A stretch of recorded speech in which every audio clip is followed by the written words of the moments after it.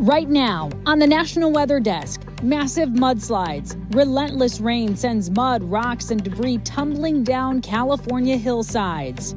The water is also quickly filling western reservoirs, leaving some a little too full for comfort. So right now, we're in flood operations.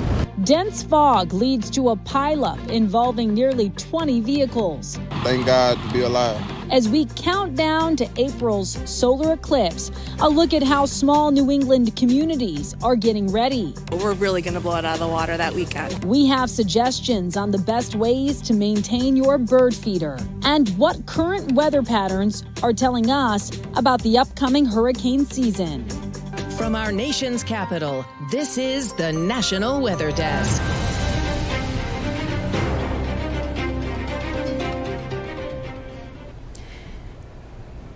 And good morning. Welcome to the National Weather Desk. I'm Amira David. The rain may be gone in California, but the impact from days of downpours will be around for much longer. The problem today, mudslides. This morning, the famed Pacific Coast Highway in Malibu is closed after rocks and mud came tumbling down on the road.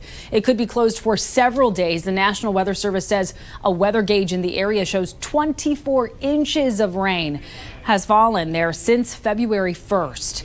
Another mudslide northwest of Malibu shut down a highway in Santa Paula, and right now there's no indication of when it will reopen. It's a challenge for cleanup crews. As they haul material away, more mud comes down the hillside and covers the highway. Once the cleanup is complete, crews have to stabilize the hillside before they can reopen it. There are no reports of injuries there, thankfully. The rain is also quickly filling California's reservoirs.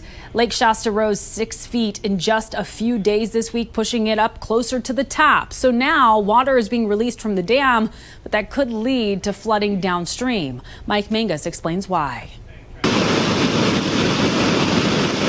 You can feel the power of water at the base of the dam. The recent storms are filling Shasta Lake quickly, too quickly. So to maintain safe capacity for any upcoming storms, the releases are going up from 25,000 cubic feet per second to 35,000 CFS Thursday morning. We need to make sure we have enough room for future storms. So right now, we're in flood operations. So we've got the power plant totally maxed out with all 5 units. In addition, we have to start opening up our outlet valves because we've got to start getting that water down a little bit in the reservoir. We're getting a little bit too high. Even with these dry days we've got coming up, we still have a lot of inflows everything is so saturated. A lot of water still coming in. So we're just getting ahead of it, making more room ahead of time for these additional storms. Low points of the Sacramento River Trail will be underwater, and high river levels should affect the Park Marina area of Redding as well. Because we're gonna increase flows again. We'll have about 5 to 6 of these valves open. You see the 2 of them behind me right now. So river flows are gonna come up and we will see some localized flooding downstream. Lake Mead isn't close to overflowing, so the recent storms are welcome news. And with warmer weather on the way, water levels could rise even more as snow begins to melt. Georgia Costa has more.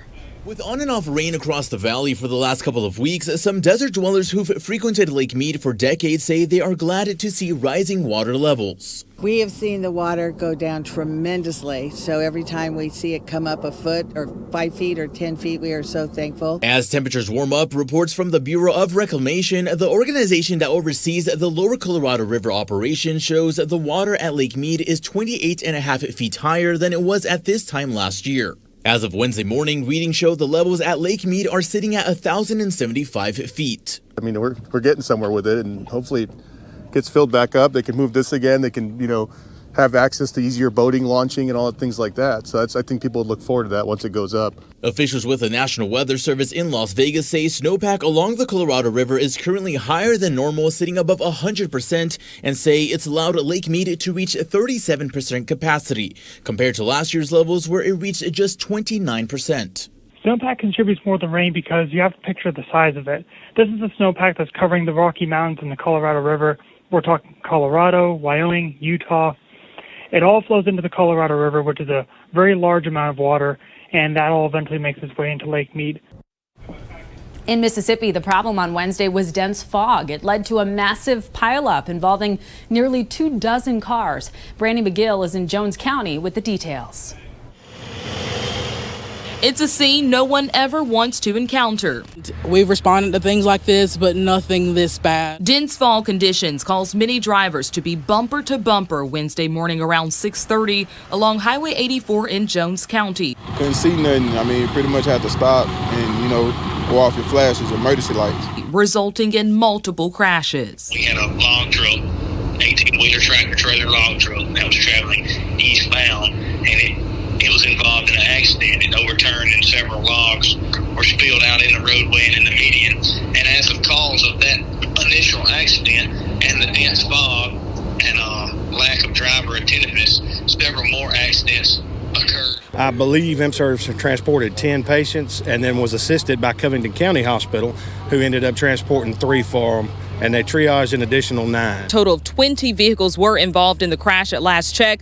Of those, 17 passenger vehicles, 2 18-wheeler log trucks, and 1 other 18-wheeler carrying a load. Glad, thank God, to be alive. Hurricane season starts in roughly 3 months. So how severe might things get this year? Meteorologist Ryan Mirando has some hints for us.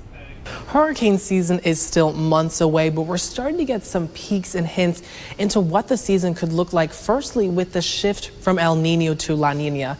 This is the El Nino forecast over the next several months. Breaking it down, FMA, that's February, March, April. Red column for El Nino. The higher the column, the higher the percentage of it actually happening. And as we go towards April, May, June, the red goes down, the gray, that's the neutral state, but even a little bit of blue starts to show up. That's La Nina. As we get towards into hurricane season, June, July, August, the blue looks like it will be taking over, meaning a shift from El Nino to La Nina. Remember, that's what the ocean temperatures are in the equatorial Pacific off the South American coast. Notice they're still red, above average. We're still in El Nino, but it's trending in the other direction. A La Nina year could mean that there's a more favorable environment for hurricanes to be forming. On the other end, the tropical Atlantic is just so incredibly warm right now. It's record-breakingly warm. This black line is the daily sea surface temperature in the North Atlantic. This year, it has been above every other recorded history so far. The orange line is 2023. If we keep on this pace for the warmest temperatures we've seen on record, that can be a lot of extra energy for those hurricanes to tap into. So it looks like it could be more of an active year. We'll have to wait and see. Hurricane season starts on June 1st. Weather's been on the mild side in New York's Finger Lakes region. It means snowmaking machines have been in overdrive at some area ski resorts. And Natalie Calzatoni has more from Bristol Mountain, which is roughly 40 miles from Rochester. I mean, hero snow, blue sky, it's awesome. You just lay tracks. Despite the warm weather, snow still glistens from the top of Bristol Mountain. Bristol Mountain Vice President Stephen Fuller says they've had the biggest turnout in years this holiday week, thanks to the sun and Bristol Snow Machine. We have a great snowmaking facility that we're constantly looking to improve and looking to build upon. But that's probably our biggest struggle is when there's no natural snow. But even with that warmer weather, the snow we have, this will stay for weeks and weeks. For Michelle Weiler, the current snow conditions feel like spring skiing. And I wasn't going to ski, but it was a bluebird day and I knew the conditions were great. And Bristol has done a great job at really the snowmaking. So I think people see green outside and they don't realize that the mountain is still in really nice shape. People today say even though skiing and snowboarding are cold weather activities, the warm weather can have advantages. As a snowboarder, I kind of like the soft snow. It's a little easier to push it around, and when you take a digger, it doesn't hurt quite so bad either. It's nice just to ski in a shell. I mean, right? How lucky are we to have the snow, ski in a shell. It's comfortable. We're not cold. Everybody's happy. Even one of my coldest friends is happy and warm because it's just so comfortable, especially with the sunshine. NASA's lunar lander is scheduled to touch down on the moon later today. The goal is to land it near the moon's south pole. The spacecraft has a camera system called EagleCam to capture its descent. It also carries science and technology experiments that could help with future lunar landing missions such as Artemis 3. It's been more than 50 years since the United States landed a spacecraft on the moon. And coming up on the National Weather Desk, we're going to head to Wisconsin to see how this year's warm winter is impacting the state's ski industry. Plus, tips on setting up the perfect backyard bird feeder. Stay with us.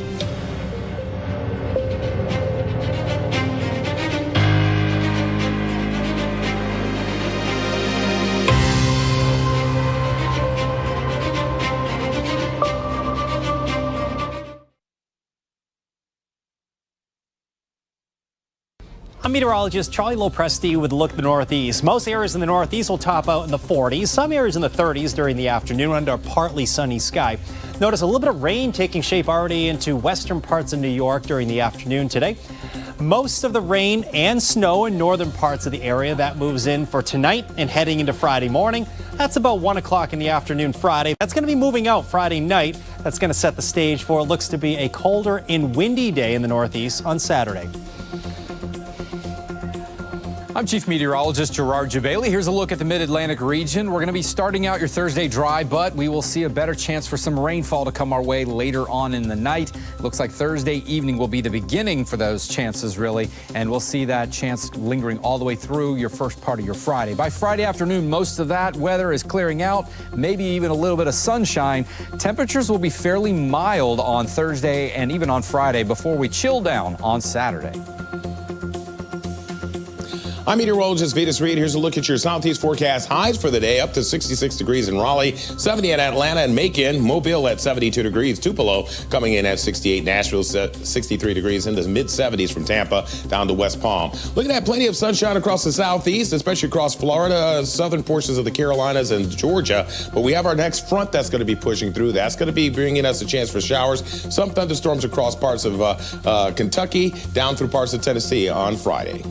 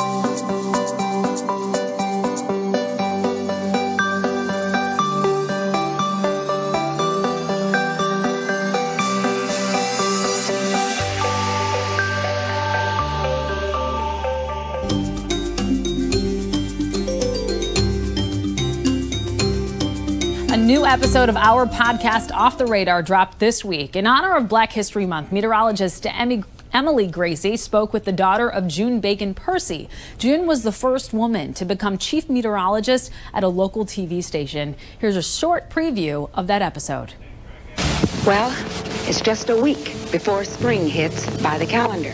June Bacon Percy was a pioneer for women and African Americans in the field of meteorology. She was born in 1928 and was raised in Wichita, Kansas. She earned her bachelor's degree in meteorology from UCLA in the 50s, making her the first African American woman to do so.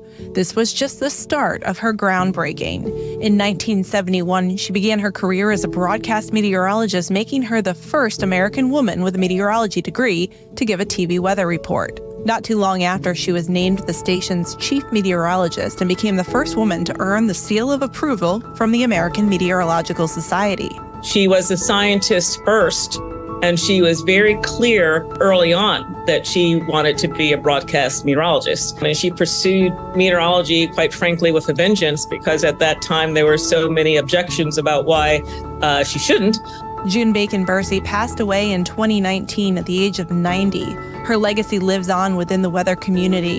In 2021, the American Meteorological Society's Broadcast Award was renamed to the June Bacon Percy Award for Excellence in Broadcast Meteorology. June, this month and every month, we thank you for paving the way for future meteorologists. For the National Weather Desk, I'm meteorologist Emily Gracie.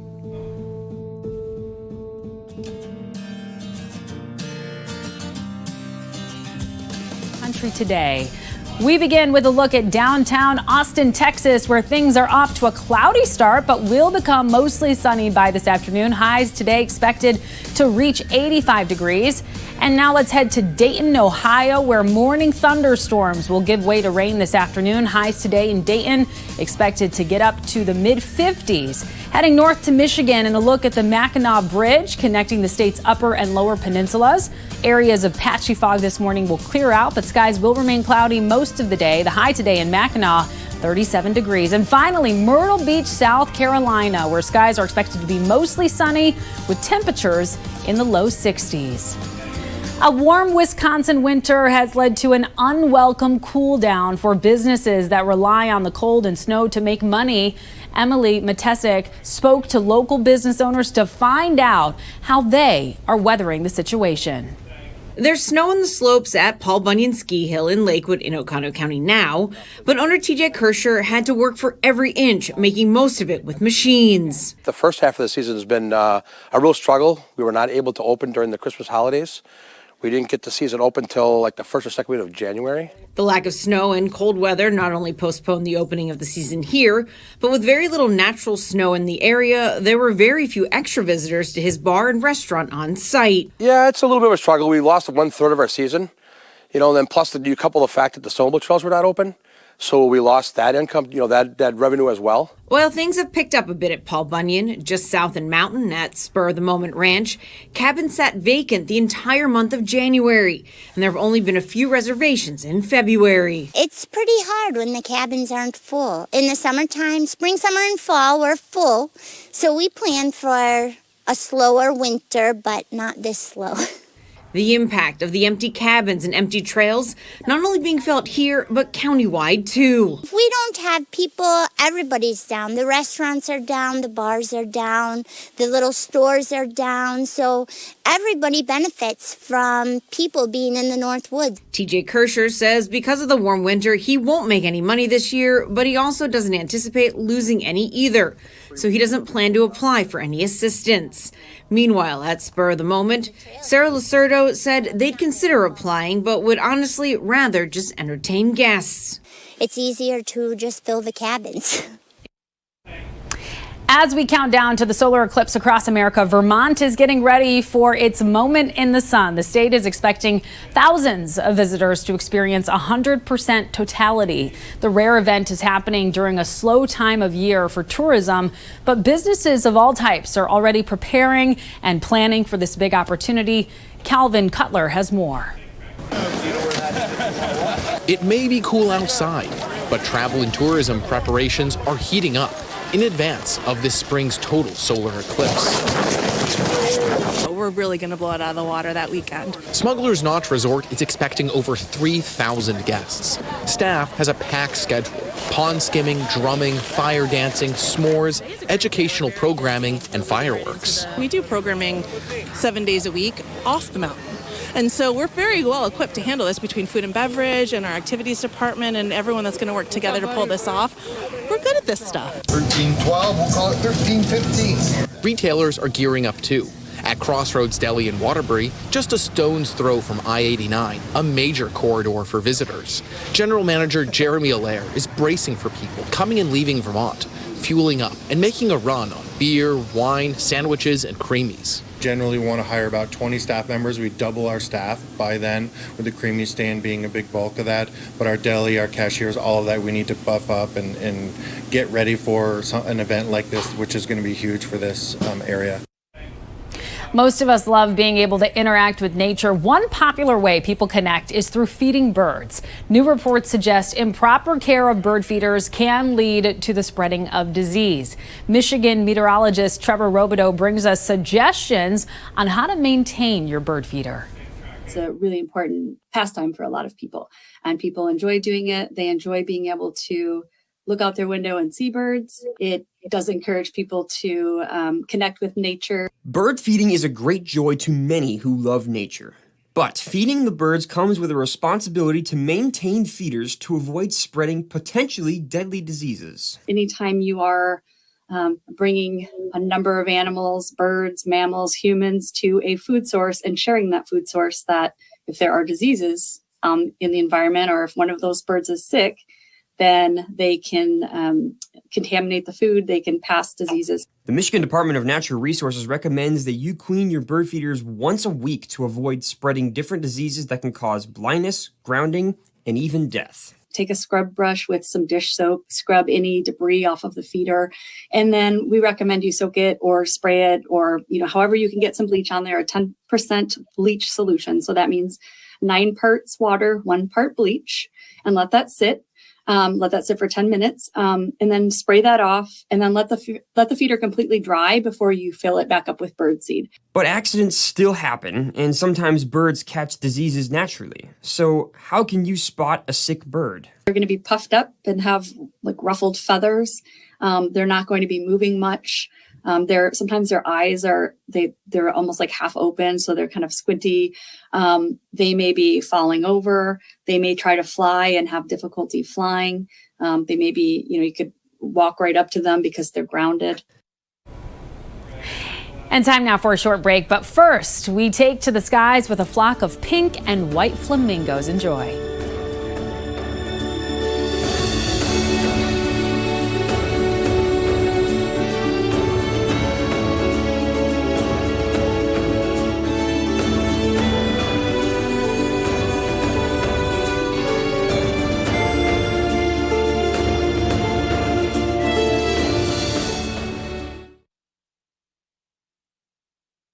Well, a very good Thursday morning, everyone. I'm meteorologist Andrew Buck-Michael. Sunshine across the plains today, but it's going to be wet across the Ohio Valley with showers and even a few rumbles of thunder. As we continue on into the day tomorrow, most of us are pretty quiet. There might be a couple of stray showers, but for the most part, most of the Midwest is dry on Friday. And then Saturday, maybe a little bit of snow potentially there down by the tri-state area with Ohio, Indiana, Kentucky, but otherwise, most of us dry. Good Thursday morning to you. Meteorologist Chris Suchet. Look at our forecast today across the region. Starting off with some cloudiness from San Antonio right up into Little Rock and a sprinkler shower through the day in Arkansas as the system moves by. Otherwise, really a nice afternoon to look forward to. A little windy at times up in Oklahoma City. And then here comes your Friday forecast. Lots of sunshine to be had and outdoor plans. Highs will be in the 60s and the 70s. And that's also with lower humidity across the region. Well, hi there, everybody, and a happy Thursday morning to you. I'm meteorologist Shannon O'Donnell. 50s and 60s along the I-5 corridor, including a good-looking 67 today out of Southern California and San Diego. Jackson Hole, Yellowstone back into the mid-30s, and we're in the 60s today out of Las Vegas. Higher pressure building in temporarily, so that's very much our next weather maker here over Nevada and Salt Lake City. But a big disturbance again curling toward the west coast as we slide into Friday. And that's the scene from here.